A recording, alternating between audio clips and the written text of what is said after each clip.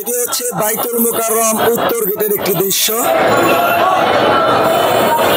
ইতিপূর্বে আমরা যেটা জেনেছি, আজকে 19 জুলাই জামাত ইসলামীর জাতীয় মহাসমাবেশ, যেটি সোহরাওয়ার্দী উদ্যানে হওয়ার জন্য জায়গা নির্ধারণ হয়েছে। আর সে উদ্যান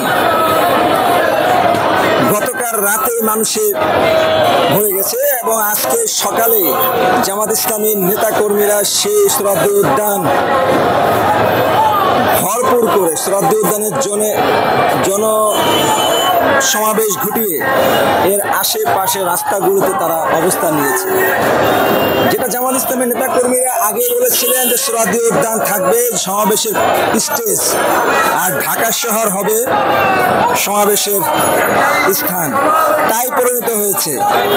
লক্ষ লক্ষ লোক বাংলাদেশের বিভিন্ন জেলা থেকে ঢাকায় প্রবেশ করেছে। কত লক্ষ লোক হবে সেটা এখনই বলা যাবে না, তবে এর আগে জামাত ইসলামের পক্ষ থেকে বলা হয়েছিল প্রায় 20 লক্ষের উপর লোক এই সমাবেশে উপস্থিত হবে। জামাতের সুশৃঙ্খলে একটি সংঘবদ্ধ এই মিছিলটি আমরা ধীরে ধীরে পল্টনের দিকে এগিয়ে যেতে দেখছি। দর্শক তাদের দলীয় প্রতীক এবং আসন্ন সংসদ নির্বাচন এবং স্থানীয় নির্বাচনে যারা সম্ভাব্য প্রার্থী তাদের ছবি সংবলিত প্ল্যাকার্ড নিয়ে তারা এগিয়ে যাচ্ছে।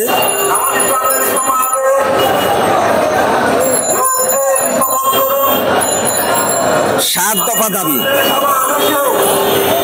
দফা দাবিতে তাদের সমাবেশ।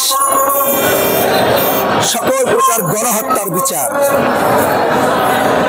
জুলাই সনদ প্রণয়ন এবং বাস্তবায়ন, জুলাই আন্দোলনের শহীদদের পরিবার এবং আহতদের পুনর্বাসনের ব্যবস্থা, প্রবাসী বাংলাদেশিদের জন্য ভোটাধিকার নিশ্চিত, সকল দলের জন্য নির্বাচনে অংশগ্রহণের ক্ষেত্রে লেভেল প্লেইং ফিল্ড তৈরি এবং নির্বাচনের পিআর পদ্ধতি বাস্তবায়ন সহ তাদের গুরুত্বপূর্ণ দাবিগুলো আদায়ের জন্য আজকে সরকারকে চাপ দেওয়া এবং জনগণের কাছে তাদের দাবির যৌক্তিকতা উপস্থাপন করা মূল লক্ষ্য হচ্ছে আজকের এই আয়োজন। আমরা দেখতে পাচ্ছি হাউস বিল্ডিং এর পার্শ্ববর্তী রাস্তা হয়ে জামাতের অবস্থান নিচ্ছে। লক্ষ লক্ষ লোক শুধু এই পল্টন মোড়ে তার অবস্থান করছে। এর পাশে আমরা দেখতে পাচ্ছি অনেকগুলো গাড়ি সারি সারি হয়ে দাঁড়িয়ে আছে। এগুলো মূলত জামাত ইসলামের নেতাকর্মীরা বিভিন্ন জেলা থেকে যে ঢাকায় এসেছেন তাদের গাড়ি পার্কিং এর জায়গা। যদি বলা যায় জনসমাগম নয়, জামাতের যদি আজকে পরিবহন সমাবেশ সিদ্ধান্ত নিত তাহলে ঢাকার অনেক গুরুত্বপূর্ণ সড়ক বন্ধ হয়ে যাওয়ার কথা। সুশৃঙ্খলিত এই দলটি তাদের গাড়ি রাখার জন্য যে জনগণের দুর্ভোগ না হয় এই জন্য তাদের পরিকল্পনা আগে থেকেই ছিল এবং সেই পরিকল্পনা অনুযায়ী সংগঠনটির নেতাকর্মীরা তাদের গাড়িগুলো ঠিক জায়গায় রেখেছেন। এটাই জামাতের একটি রাজনৈতিক অঙ্গনের বড় বৈশিষ্ট্য। এত বড় সমাবেশ স্মরণকালের সর্ববৃহৎ সমাবেশ বলে দাবি করেছিল জামাত ইসলাম, সেটাই সত্যিতে পরিণত হলো। সমাবেশ হওয়ার আগেই শুরু হওয়ার আগেই সোহরাওয়ার্দী উদ্যান তো উপচে পড়ে মানুষ এখন পার্শ্ববর্তী রাস্তাগুলোতে অবস্থান নিয়েছে।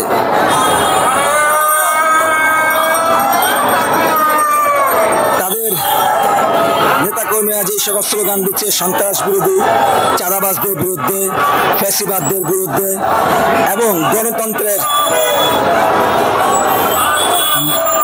শত্রুদের বিরুদ্ধে এবং আধিপত্যবাদ রাষ্ট্র আমরা যার সাথে পরিচিত সেই ভারত বিরোধী স্লোগানও তাদের মিছিল থেকে আসছে।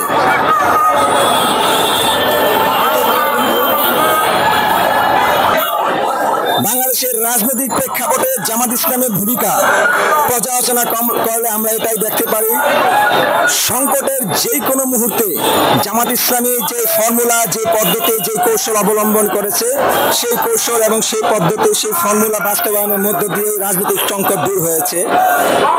বর্তমানেও জামাতের 7 দফা দাবির আদায়ের মধ্য দিয়ে বাংলাদেশের যে নির্বাচন পদ্ধতির সংকট, বাংলাদেশ এই বিপ্লব পরবর্তী সুন্দর বাংলাদেশ গড়ার ক্ষেত্রে যে সংকট, সেগুলো দূর হবে বলে আশা করেন বিশিষ্ট মহল।